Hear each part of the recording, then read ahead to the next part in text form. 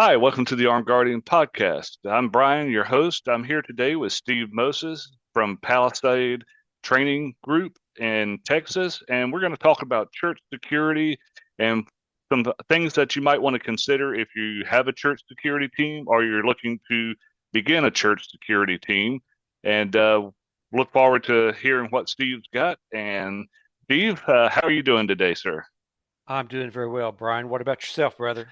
I'm doing well, doing well. Worked last night and got a few hours sleep and up to record this episode and go to work this evening. Well, you look surprisingly bushy-tailed and bright-eyed then. Yeah, as I've gotten older, I find I don't need as much sleep as I used to. I tend to 4 to maybe 6 hours, and I'm good to go usually for a while. Now I've had the times where it will catch up with me later, and I just take that that one day to just catch up on whatever sleep deficiency that I have, and but typically 4 hours, and I'm recharged and ready to go again. So Well, in my world, you're an anomaly, so and that's not a bad thing. no, it's not. It's not. So for anybody that doesn't know who Steve Moses is, why don't you give us a intro or bio about yourself and let people know who you are.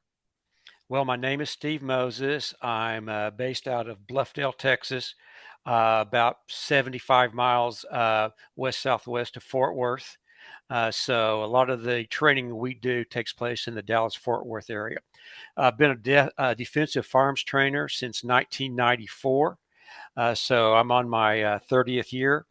I've pretty heavily invested in the Range Master instructor program. So I have, pretty much all of the instructor certificates, basic, advanced, master, and professional pistol craft instructor, as well as defensive shotgun instructor. I've got a number of other certifications in, firearms and weapons such as OC less lethal, force on force, empty hand knife defense. Hmm. Uh, there's quite a few more small impact weapons, etc. Doesn't make me necessarily an expert in any one of those, but it did kind of give us a little bit more to work with, and we work some of that stuff into our programs. And the cool thing is when you go and you get those instructor certifications, you become familiar with people that are absolute masters in their field, in which we can recommend other people seek out. So, been pretty blessed in that regard. Have a fairly extensive martial arts background. Probably my proudest accomplishment is that I'm a Helson Gracie Jiu-Jitsu brown belt, which is no small thing because I started that actually in my 50s. Wow. I was a member of a special response team, multi-precinct special response team for about 10 years, and I was a reserve deputy constable for 18 years. I was had the rank of sergeant, and I was responsible for providing site security for various events that we covered there in the Tarrant County area. Tarrant County includes Fort Worth. So I've got a fairly extensive background. One of the things that I did and still do to some extent was private security. I have my level 4 personal protection officer. I've done private security and close protection for the Dallas Cowboy cheerleaders, several international and national politicians. And my partner, my business partner, Alan McBee, and we were both members of a mega church security team for approximately 8 years. We were both in leadership positions. He was agent in charge, which means he was in charge of the team. And when he wasn't, if I was there, then I was the shift lead. So we actually were the ones that managed the team. We went into that position as firearm trainers. And so we kind of got some insight, as we were going on into, okay, what do we need to do in order to, train up new team members? We then started doing church security classes. We've been doing those now for about 10 years. The last couple of years, we primarily focused on what we call force multiplier classes, which is church security team leader instructor development classes. So we have a level 1 class, which is a 16-hour class, has a lot of instruction in there, a lot of emphasis on firearms. And then we have a level 2 class, which is an 8-hour class. We're teaching one on August 10th in the Granbury, Texas, in which we kind of take, okay, we've gotten into that position where we're actually having to engage another person. And one of the things I think a lot of church security teams focus on is that they think everything is active shooter. Active shooter is a very small percentage of it, although a very, very important one. But many of these active shooter situations kind of start out with maybe something not so obvious that that's what it is. The shooting we had in White Settlement was very much White Settlement, Texas, in which a homeless person visited a church. He became agitated for some reason. He went to the service. He was wearing a trench coat, a wig, a beard, and he had what we refer to as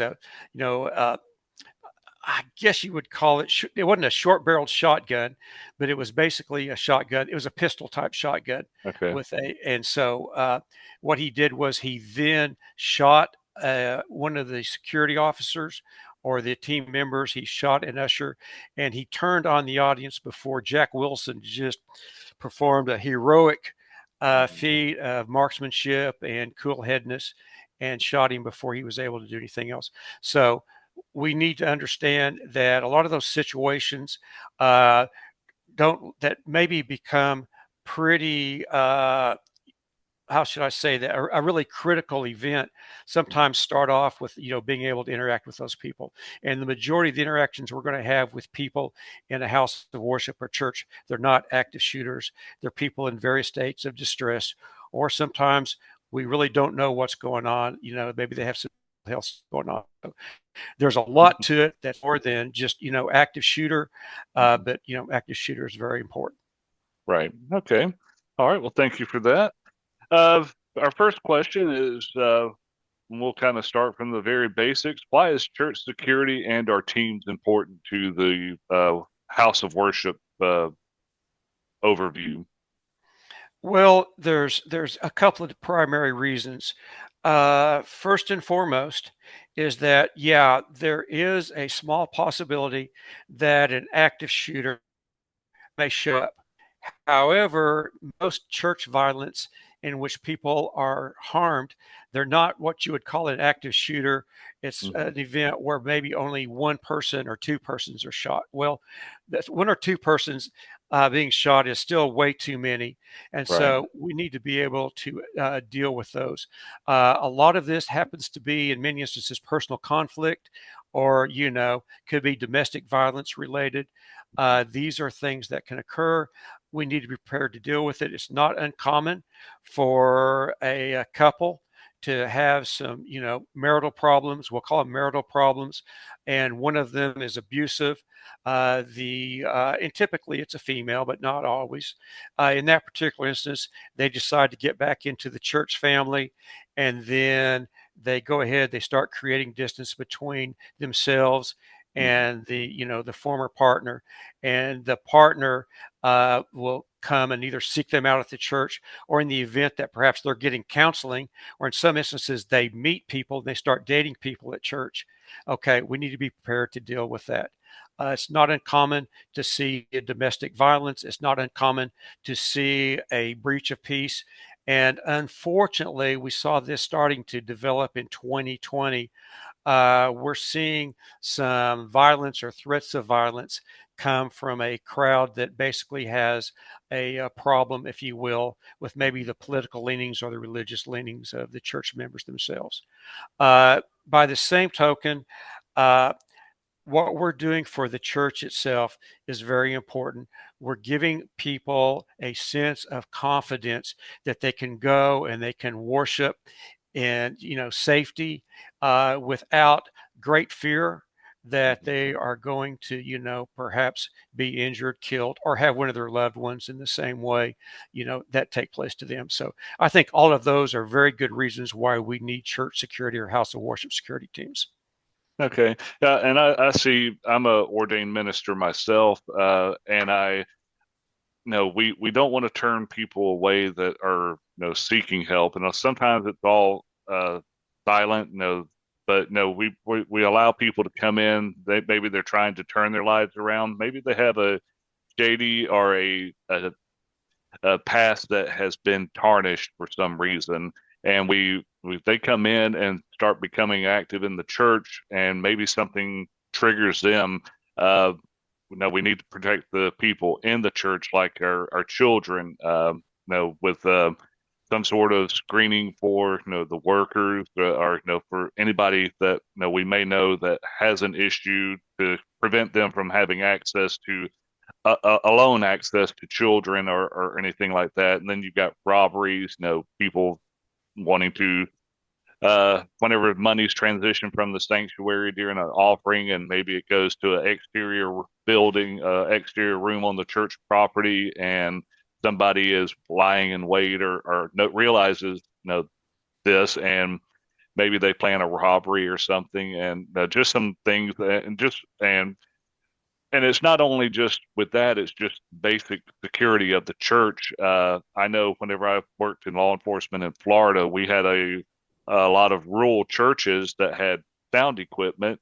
Sound equipment is a big item for thefts whenever people break into churches, and we had seeing a lot of rash in those. So it's just the security of the building, and a lot of those churches didn't have alarm systems or anything, and it wasn't found until days later, or the next service that they had, that something would happen. So, just being aware of safety, things that you can do, alarms and stuff like that. I think bringing that light to the churches to help with their overall security. Yeah. The other thing too is that the church that we worked at, it was a high-profile minister. He had a televised program. At the time, some of the messages were considered very controversial. Hmm. Uh, you'd get people that would come out there and show up and stuff like that. If you do that same thing today, the likelihood that's going to happen is greatly increased, and especially in certain states, or in Right. certain cities. So that's something to consider. The other thing to consider is that the majority of violence does not take place inside the church facility. It takes place outside in the parking lot area. And one of the major triggers for church violence is robbery. Hmm. And so, you think about that. Somebody drives up to that church. There's people all around, relatively easy to just, walk up to them. Most robberies are not what we see on television. The person gets up very close. They're trying to, kind of disguise the fact that a robbery is even in effect. Hmm. And just people knowing that, A, that could happen. And also, they have a propensity for turning violent.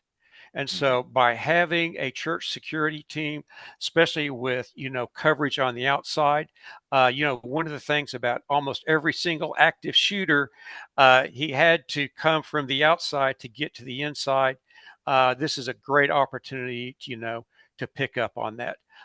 We saw in I believe not instances, one instance in which the person would actually opened up on the church from the outside. And, some of the little churches I've been in, especially these small churches with all the stained glass windows, super, super susceptible, Yeah. to doing that. You go out there, put a bunch of rounds through the windows, people take cover, and then guess what? They're not running. It makes easier prey. These Right. church shooters and active shooters of all kinds, some of them plan these events for months or years, do lots of research and everything. And, the deal is, we have to be right every time. They only have to be, correct one time to Right. do a lot of damage. Yeah. Okay. Um, so when we talk about church security teams, it's not just about armed or unarmed, is it? I think each church is unique. There's not a cookie cutter approach to, okay, this is what every church security team needs. This right here, you may only be serving in a church of 20 or 40 people, and their needs are going to be different from a church of 200 plus people for their security needs. What is your recommendation, for a church that's looking to start a security team? What are some things that you kind of guide them to plan on getting that started? Well, with your permission, I'm going Hmm. to actually refer to an article I wrote nearly 10 years ago that appeared in SWAT magazine called The God Okay. Squad. It was about an 1,800 word article. A little bit of it's dated. There's stuff I would probably maybe reword, but the most of the principles in it, I think, are relatively sound. So I'm going to go ahead just because I don't want to miss anything. I don't want to Okay. miss the opportunity to get this information out correctly. Is refer to that. First thing Okay. you need to do is have a meeting with the church leaders and make a decision that do you want to have one, and how, in what direction do you want it to go. The second thing would be you need to designate a security director. That Hmm. security director needs to develop a comprehensive safety and emergency response plan. At that point, you select and you train the protective team. You also need to train the staff, the greeters, and other church workers to Hmm. be eyes and ears. Basically, the more persons I have in a position out there that can pick up on anomalies and Hmm. get that information to people on the safety or security team, the better.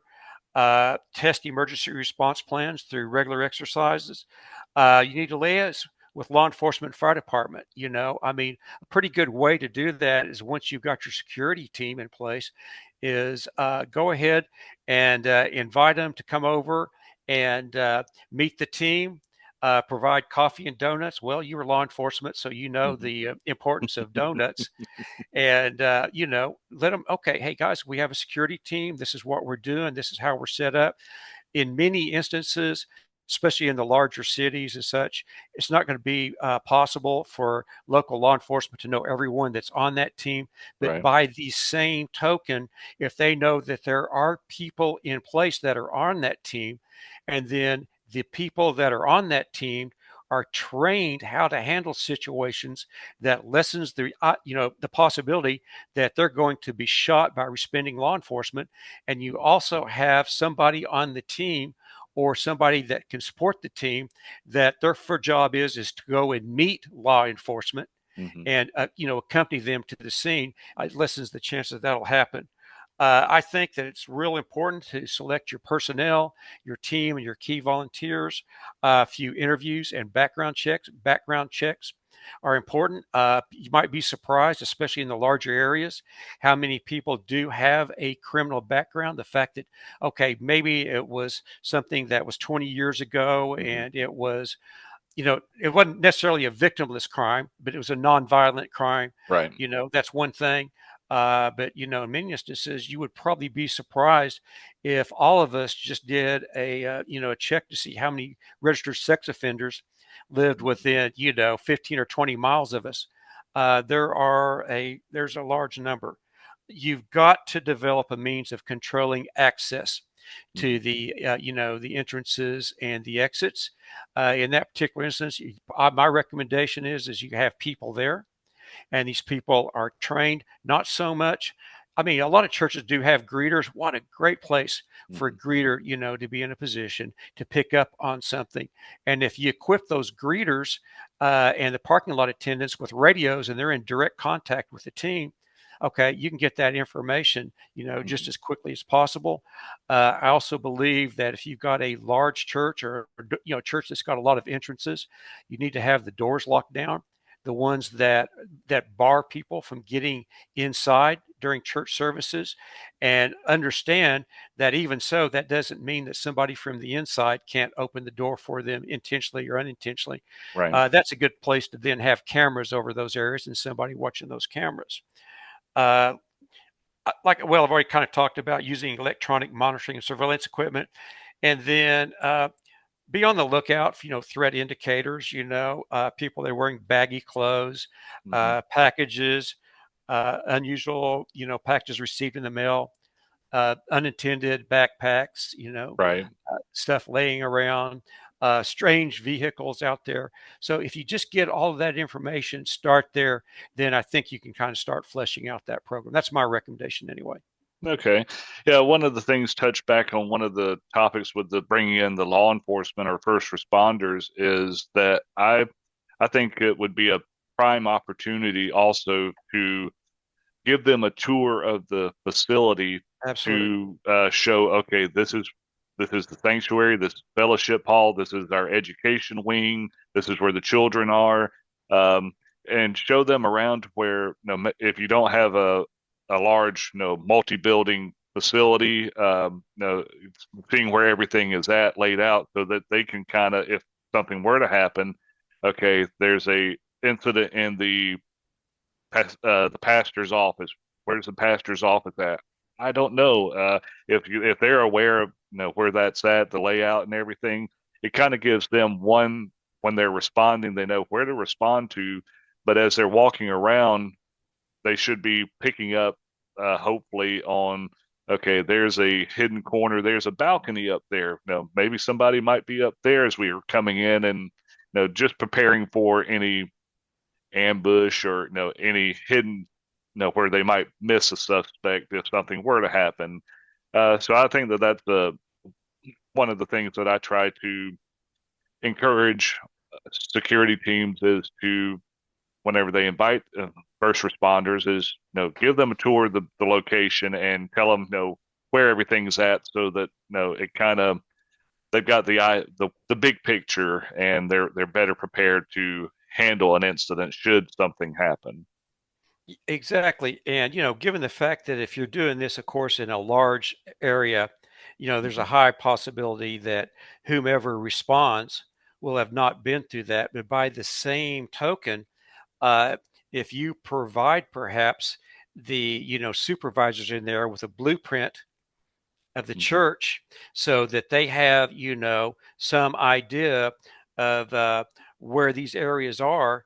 And then, secondly, that's so critical that you have somebody meet those people, Right. you know. And I mean, you need to have multiple people that are trained and capable of doing that and just say, okay, officer, we've got people in place. We think it's happening over there. I'll point you in the general direction. I'll move you there. Of Hmm. course, you don't want those persons accompanying them there and putting themselves Right. in harm's way. But it's just the thing is just have exactly as you said, and then have a plan B in place for somebody showing up. That I live in a real rural area, such very much like you do. My little town here only has about 400 people in it, and I live about 4 miles out, and we're 15 miles from Stephenville, which is where the sheriff's office is based out. So Okay. we can either have a response really quick, Hmm. or it could be even going, golly, if they're coming from Stephenville, just going 90 miles, they're still taking 15 minutes to get there. Yeah. So that is also a reason that is super important to have a security team in place to deal with that situation immediately because, as Ed Monk says, time is the enemy. Hmm. Math is not your friend. The more time that person has to continue, perhaps, an active shooter event, the greater likelihood that they're going to be getting a large body count, with the majority of it coming in the first couple of minutes. Hmm. So that's all good points. It's all good points, Yeah. Brian. And the other one is, for the multi-campus churches, say there's a multi-campus church in the Dallas area. You got a church, so and so church, North Campus church on the south side. If 911, most people with cell phones these days, that's where the 911's calls coming in. They're going to say, we've got an incident at Dallas Church of Christ or something, and okay, uh, they're if they don't caller doesn't realize that hey, I need to specify North Campus, Main Campus, South Campus. If there's a if that multi facility church, law enforcement may be delayed because they don't know which location to go to. They know there's this church, but they also know that there's satellite campuses that we don't know which one. So that now they're having to divert possibly a response team to each of the locations to try to figure out which facility this incident is coming from. So encouraging or and I think it's good to have your congregation involved in your church security to the point where no, if they're instructed, hey, if something does happen, make sure you tell them which campus you're at when this happens. I know as far as in Georgia, carrying a firearm inside the church has to be leadership approved or elder approved before they can legally carry. And that's something that the um, security team needs to be aware of. Who are their concealed carriers inside the church, if they're allowed to carry inside the church? Who who is there with a firearm? Who may be there legally and just didn't get that permission that they know, and being able to know who the kind of help know who the good guy, bad guy is, so that the innocent person doesn't get mistaken. Well, that and assuming that there's going to be people coming in all the time that are not aware of that or they're going to ignore that, we Hmm. think it's very important to go ahead and, at a minimum, advise the congregation that you have a plan in place to deal with an active shooter. If you need to protect yourself or your Hmm. family right then, please do so. Just be aware that you're in a position where you can be mistaken Hmm. for an active shooter, and there's people all around and you can hurt or kill somebody that you didn't intend to. I'm a big matter of fact, we believe that it's critical that, I don't care if you want to say we don't really have a team. A lot of Hmm. churches kind of want to play that real low, but just say, hey, we have a plan. There's armed security. They don't have to know whether it's police officers or whatever. It's Hmm. always kind of cool if you've got at least one off-duty police officer. So yeah, we've got off-duty police. Yeah. They don't need to know how many of those people are off duty, Right. or whether they're members of the team, but that you are putting yourself at risk. Did you see the video of the White Settlement shooting? Yes, I Uh, did. okay. Did you notice after the shooter was down that there were 6 to 7 handguns out Hmm. pointing in almost every direction in the compass? Yeah. Yeah. And and I swear, in my, I'm quick to be judgmental, but Hmm. it's just like, okay, this is my opportunity to get into something. Hmm. It's just kind of like I can jump in on this, but I don't really know what to do and where it is. Yeah. And so I don't know. I have a lot of concerns about that, but of course we can only control what we can control. But Right. one of the things I think it's really important, since we're talking to people about setting up a team, is that those people will put you at risk. So you need to handle your gun and you comport yourself in such a manner that does not look like that of a violent criminal offender, Right. which means muzzle control is Hmm. everything. Yep. If you're not shooting somebody right then that muzzle needs to be pointed in a safe direction, in a non-threatening Right. direction. And as you well know, it's relatively easy at short range, even from low ready, to come up and get a hit on a target in Right. under a second. So you're not handicapped. And the lower your muzzle is, or in some instances, if you've got an area where you're in a seated area where there's a lot of people or children, okay, the you don't want your muzzle covering any part of that person's body, because, Hmm. as we both know, you can't see their hands. Right. So that ability to see those hands not only lessens the chance that you'll shoot somebody that doesn't need to be shot, but it also means that they won't start moving their gun and put you behind that reactionary lag, and you're the one that gets shot. Right. Okay. All right. Well, we've talked about why, armed and unarmed briefly. Hey, What should church? Yeah. can I come Go back ahead. on something like that? In Yeah. regard to unarmed, I've had a student that was in the Washington, D.C. area. Hmm. And basically, they were in a position that they could not be armed. They had to go unarmed. Hmm. If that is the case, and sometimes that is, I think it's worth going to ahead and hiring an off-duty officer Hmm. to go ahead and be at that service. I really think that it is important. And this is probably going to be more true for small churches than large churches just because, finances are more limited. Right. But, having an armed officer there, I think not only has a great deterrent effect, but at least you have one person, especially if that person is competent, that Hmm. can deal with a situation that otherwise, you're just not going to be well equipped to deal with. Yeah. I know also I've seen some churches where, well, churches and law enforcement agencies in that community where the officers have the ability to use their car for, going home to run, Yes. sometimes running personal errands under the Indianapolis plan that a lot of law enforcement agencies have these days.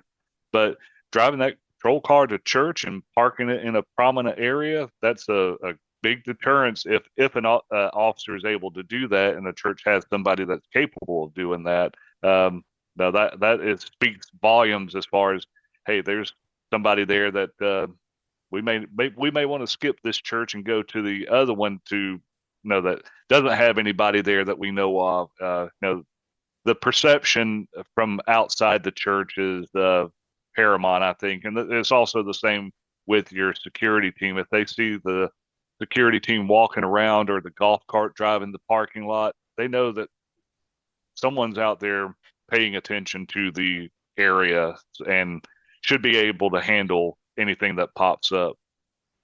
And another thing, Brian, even if you do have an armed security team, still having an off-duty officer out there not only has the same deterrent effect, but in the event that you have a breach of peace, Hmm. you've got someone that can go in there and act upon a criminal trespass Right. immediately, as opposed to if you don't leave, we're going to criminal trespass you. Right. In that case, if they don't leave, you can actually get someone to act upon it immediately. Otherwise, if that person uh, continues to stay on site, that's going to occupy two team members, at least in my opinion, if Hmm. possible, that just have to stay next to that person just to make sure that they don't harm anybody else. So, Okay. if you can do it, I think having an off-duty officer would be just a big benefit. Yeah, yeah.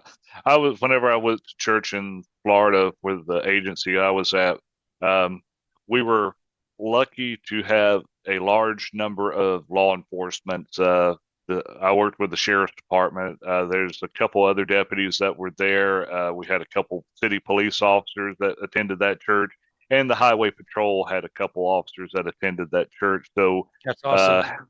uh, we had a well vast law enforcement presence there, and that I can see where that helps out with you know quelling any disturbance or the ability to step in before things get out of hand potentially. So.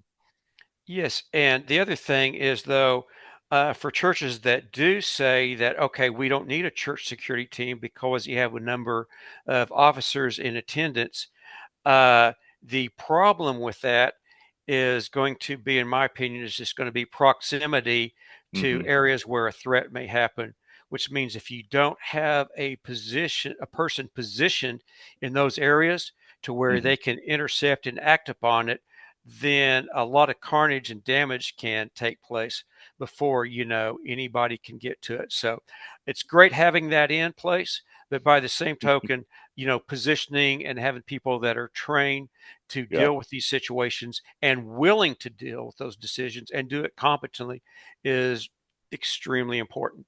Right. Okay. So when churches decide that, hey, we want to have a security team, what should they look for in their members for the security team? Um, what kind of qualities, characteristics, in your mind, do you think best fit somebody that might be wanting to be on that team, and how should the church vet out some of the people that may be coming in? Um, your ideas. I'm a big fan of maturity Hmm. and, having good judgment and having a good record of demonstrating that. It doesn't necessarily mean they had to be, former military, former law enforcement, someone that is, a responsible person. And, in most instances, uh, people in the church will either be familiar with that person or definitely an interview has to take place. And, references checked. I think that's number one is that. Hmm. Second is going to be what is your motivation? Hmm. Okay. Is your motivation to serve, to protect those who can't protect themselves? Or is this your opportunity to, kind of, okay, wear a gun and protect others and tell people, yeah, I'm on a security team? Yeah. uh, you know, what a lot of people don't realize that after a while, and like I said, I did that for nearly 8 years. Uh, it was complacency tends to, set in. Hmm. Becomes boring. It is a commitment, etc. So is this someone that has a reputation for, when they say that they'll do something, will they do it? Do they realize that a failure on their part to show up Hmm.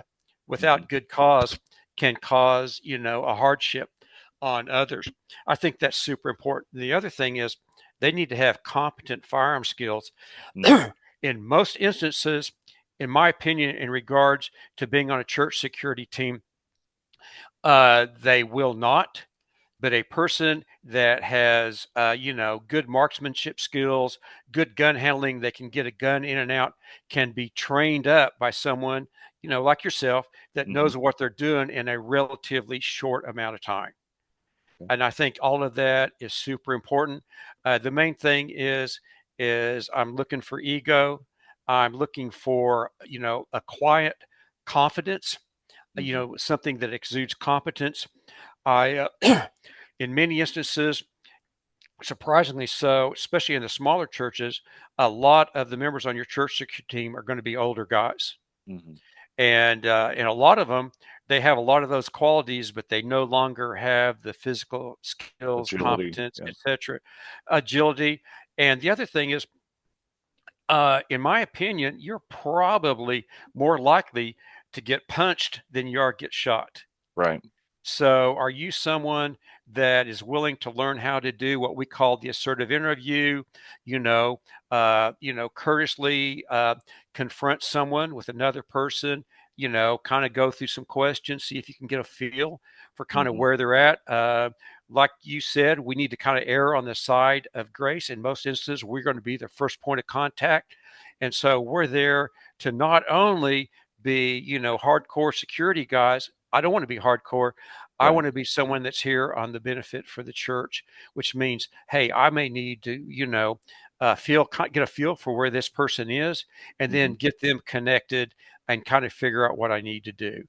I think all of that is very important, and it's hard to just have a cookie cutter list of what I'm looking for. I think it's. I think and part of it is I kind of know when I see it. Now I just need to confirm. But I think Okay. maturity, competence, and willing to train, and enough physical attributes and skills to where they can probably deal with, someone that is being confrontational, survive getting punched, Hmm. perhaps with another person, detain someone that Hmm. needs to be detained for the sole reason that they represent an immediate threat to others, Right. whether lethal or less lethal. Uh, I think all those are important. Okay. Yeah. All right. So we've talked about the qualifications or what they should be looking for in their team members. Once you have a team, how important is continued training? And of course, you and I both know that that is very important, but that seems to be sometimes, hey, we're going to start a team and we've got it in place, but they don't go to the range to qualify, check their firearm proficiency. They don't stay up to date on maybe laws, you know, different things like that. What's your view on continuing education for the church security team? Well, ideally it would be monthly, but I realize that in this day and age, that's just almost unrealistic, especially Hmm. when you consider that you're serving on the team itself maybe 4 times a month, maybe Hmm. 2 times a month, maybe just, one a month, but still, you've only got so much time. And most people, the only time they have is on the weekends. And on the weekends, there's a lot of stuff going on. Of course, you got the Sunday service. Right. Quarterly, I think, would be awesome. And for me, I think quarterly should probably alternate between range work Hmm. and requalifying. I think you should have a qualifying test. We have one. You need to be able to demonstrate that you can pass it, every single time, and then maybe work on some, fundamental skills. I've always kind of thought the most important thing basically was really good gun handling Hmm. and short range, surgical shooting with the ability to take a shot at a longer range if need be. And Okay. then from there, it might be good to work in some movement drills, some things that, okay, obviously the chances are that I'm going to be able to just stand here and deal with something from the location that I started on when it happened is Hmm. probably pretty remote. I'm probably going to have to move. Okay, so being able to move, deal with crowds, have surprise stages set up where you have to clear your angles so that if you know, pass throughs Hmm. will hit somebody else, or I understand that, wow, there was a target, a target, if you will, that representing a person that could have stepped in that line of fire at any moment, because they don't really know what's going on. When you saw on that white zone that people were going in all directions, so I think all of that's really important. And then the other time is I would actually do the work in the church. I would work on, refining my OC skills. I Hmm. would work on doing that insertive interview where, like I said, you come up there, interview. I would work on what I refer to as some defensive tactics. Most of my defensive tactics that I teach are very survival oriented. They start defense. Any offense is just limited to, putting that person in a position where they can't hurt anybody else, and then do some, active shooter stuff. So if I go into a room and I'm starting to look for people, where are they going to be? Hmm. And, how do I do that correctly? And I think it's real important to have like room entry techniques taught to you by someone that knows what they're doing. And on those, I've seen some, oh my God, on some newspapers, church security teams. It was like an 8-man team, and there was a bunch of big guys wearing shorts, and they were Hmm. clearing a hallway. And I'm like, going, okay, okay, that's pretty much ridiculous. Most of your response is going to be done by a single team member. What would be really awesome if you could get two of them and then show them how to, get into a room and get themselves where they're clearing those hard corners immediately, get in a diverging situation. I think being able to do all that stuff on a quarterly basis would be awesome. Okay. All right. And I would say recommend maybe not discouraging like what we're doing, Zoom for your your non-shooting or non-physical events. Maybe you're just updating policy or going over policy. This would be a great way to conduct training without having to physically be in person. So, your thoughts on virtual or like something like that? No, I think it's good. I think it's good. I'm kind of a Luddite. I'm an old analog guy from the 50s. So my high tech skills are sorely lacking. But what I've been exposed to by, people like yourself and other Hmm. people that are, very digitally competent is that, yeah, there's a lot to be gained from that. And a lot of times, we always make everybody on our team do a pre-service sweep.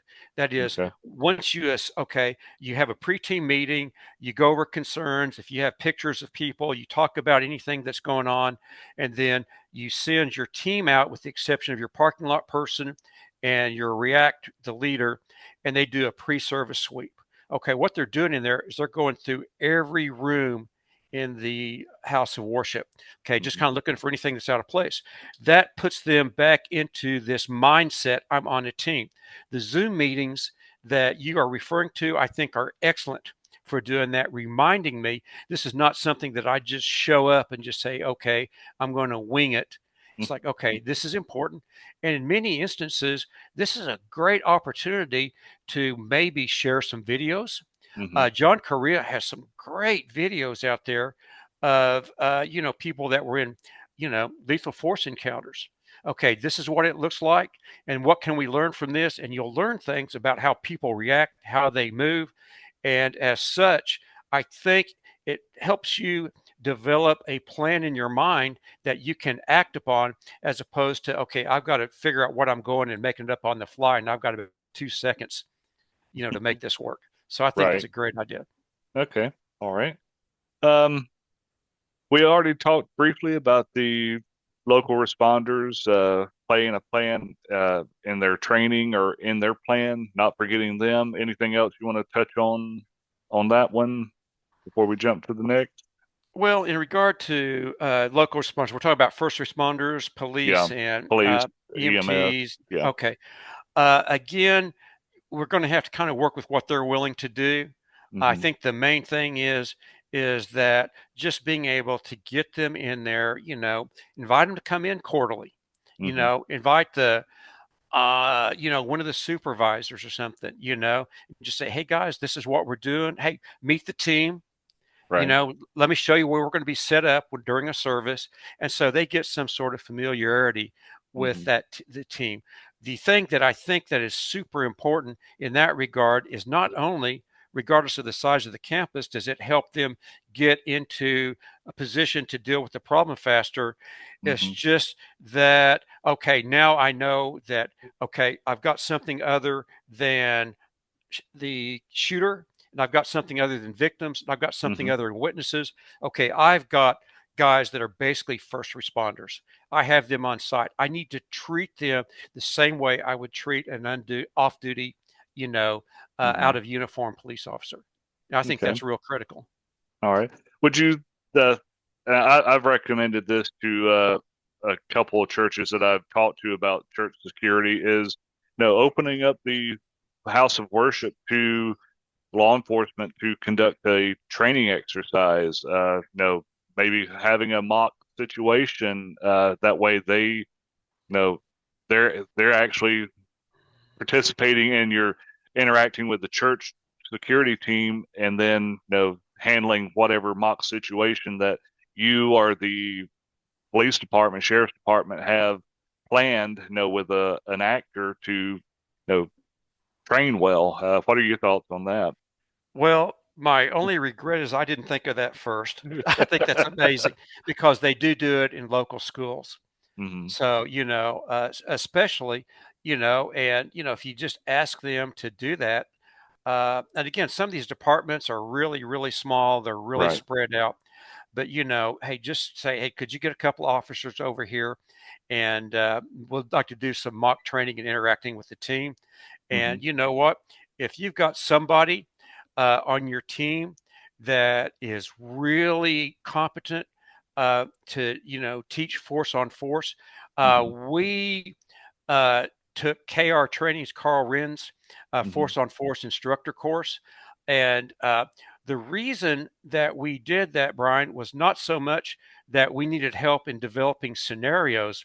Hmm. We needed help in making sure that all training was safe. Right. And Yeah. again, he teaches those guys great scenarios, but we've been through a lot of that stuff ourselves. And I Hmm. would really recommend that class to Okay. anybody, but that ability to go in there and sanitize everything, make sure there is no live weapons anywhere, being Hmm. able to do a scan, control all of that, and then just do that stuff. And you can do it with nothing more than paintball masks and airsoft pistols. Right. Yeah. But just that ability, and again, guess what's that also doing for the team? Yeah. Okay, they're getting some training Reinforce. just as well, Yeah. and those guys, the deputies or the police officers, probably in that area, probably most likely be deputies. Uh, they're getting some training as well. And, just little cheap airsoft guns. Hmm. So Yeah. I think that would, or you know what, just do blue guns, red Right. guns. But the airsoft guns tend to, give a little bit more. Reinforcement. Well, they get more reinforcement and, they'll tell you pretty quick, Yeah. hey, did I do what I needed to do? Or Yeah. uh, did I maybe mess up and did I just learn something? Some of my greatest knowledge has come from messing up and I have a lot of Right. knowledge. I think we all do. Yes, sir. So, finishing up, if people wanted to find out about you or your training company, where would they go to find out more about Steve Moses and Palisade Training Group? Well, Palisade Training Group, we're based out of the Dallas-Fort Worth area. Our website is ptgtrainingllc.com. We have a website there with a class description. Like I said, we're doing our level 2 church security instructor leader class on August 10. People do not have to take level 1 before they take level 2. As a matter of fact, Okay. people on an existing team can do level 2. This is all hands-on, where basically it takes place in a local MMA gym. Okay. So All we've right. got My grandson's in the house. the, Uh, all right. He's going back into the living room. Yeah. so anyway, and the other thing is that I'm a content contributor for CCW Safe. Hmm. CCW Safe provides legal liability coverage for concealed carriers, and there's two programs that they offer. One is their Ultimate program, Hmm. which provides the concealed carrier with coverage while working on a volunteer church security team. And if you do not have coverage in some form or fashion, I would say don't get on a team. I am that Right. serious about it. It could be such a life-changing event, and you're not going to be the only one affected. Your loved ones, your wife, your spouse, Hmm. everybody. If you end up in jail Yeah. or bankrupted, and Yeah. they will bankrupt you. The other thing that they offer now is a volunteer church or house of worship security team plan for Okay. churches that have at least three members on the plan. I think it's like $279, Okay. a year, and it covers them for those services. I write content for them. I frequently appear on podcasts with Don West. Don is a nationally known criminal defense attorney. George Zimmerman was his Hmm. client in the Trayvon Martin incident, and Sean Vincent, he is a jury consultant, and I do podcasts with those guys covering a lot of different topics. You can find those at CCW Safe. I Okay. also wrote probably, oh my God, maybe close to 100 articles that are relevant to concealed carriers that can be found at CCW Safe in their news Okay. section. And that's ccwsafe.com. And I am the primary customer support representative for the Firearm Trainers Association, which is Okay. ftaprotect.com, and we provide legal liability coverage for we have some for our instructors. We have some pretty outstanding members, yourself included, and there's quite a bit of material that I put on there for them also. So Okay. that's kind of the stuff that we have going on. Okay. All right. Well, appreciate that, and I'll put those links, excuse me, those links into the show notes and everything. So, finishing up our interview today, the bonus question: what do you do to unwind or de-stress from your daily demands and routine? Well, I tell you what, I'm pleased to say that I was in the oil and gas business for Hmm. 41 years.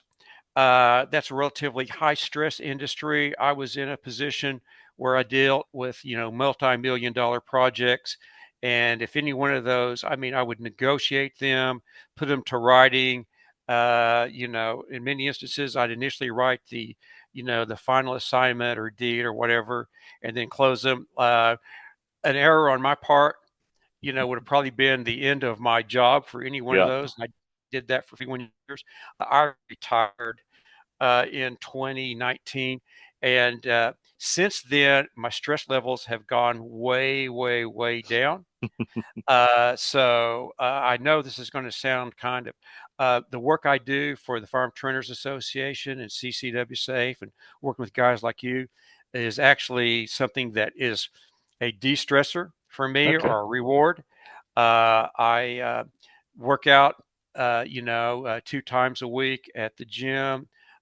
Still doing Brazilian Jiu Jitsu on a just kind of a private lesson basis. And Okay. then I live out here with my wife on some beautiful acreage. It's kind of like the hill country of Texas. It's called the Okay. Cross Timbers area. So Okay. it's hilly and gorgeous and beautiful and kind of arid, and everything out here that's native tries to bite you, sting you, claw you, and it's great. Yeah. Got a couple of rescue pits Okay. that, think that they won the lottery. And, so Yeah. got a great wife. I've got a great uh, granddaughter, great grandchildren. So my life is, relatively low stress. My wife, she comes home from work every day and she goes and she'll typically watch television, and I'll go and work on this stuff. And, it's gratifying to me, Yeah. kind of getting in the, what they would call the golden years of life, where I'm kind Hmm. of feeling like, okay, don't have a lot of time left to accomplish some stuff. So I'm trying to kind of get that done. My objective is to the extent that I can is, leave a legacy, Hmm. for my friends and my family. And so that's pretty much it. So I'm a really lucky guy. Okay. Well, thank you for that, Steve. And we will put those links to, like I said, your website and the article that you talked about, and some other things in the show notes. And if anybody wants to get in touch with you, I guess they can do so through your training group, through their contact you link. And uh, we thank you again for your time here, and helping us enlighten a little bit about church security teams and why we should have them. Well, it was an honor to appear on this podcast. I'm flattered that you would ask me. Well, thank you, Steve. You have a wonderful day, sir. You as well.